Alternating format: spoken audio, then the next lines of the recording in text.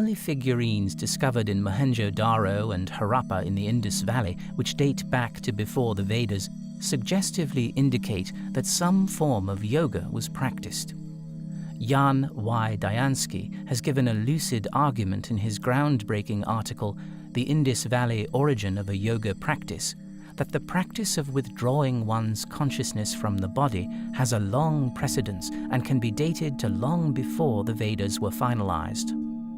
As Dyansky explains, Mahadevan comes to the conclusion that the Soma rituals of the Indo-Iranian religions were based on the pre-Aryan Harappan substratum, and that this is the reason for the remarkable resemblances between the Harappan symbolism of a sacred filter, the peculiar stand in front of animals on many seals, and the Soma ritual as described in the Rig Veda.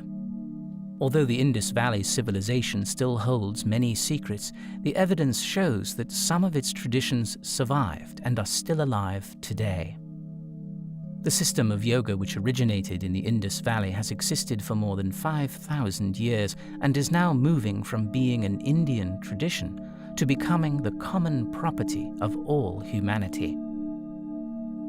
Thus, it is very reasonable to assume that the interior exploration of one's own consciousness by hearing subtle sounds and contemplating inner light is not merely a cultural artifact restricted only to certain geographical regions, but is rather a biological inherency which can be accessed by anyone, anywhere, and any time. In short, Shabd or Nad yoga elicits a structural pathway within our own neuroanatomies.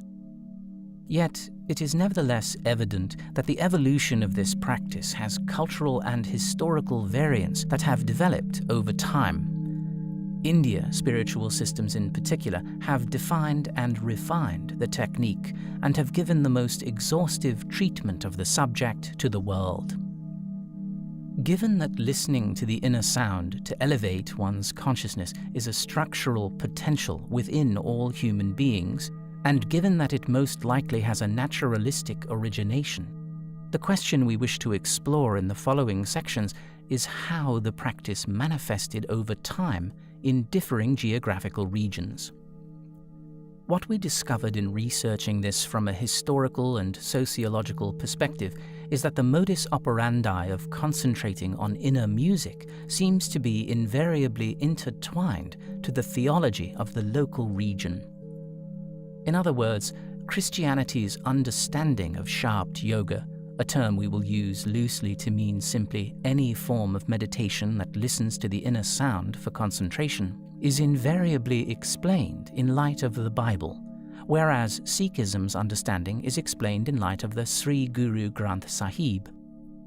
The universal aspect of Shabd yoga, in other words, is relativized by the historical time and context in which it is practiced. This, of course, doesn't minimize its transcendent character, but only underlines that how we interpret our inner experiences is culturally variable.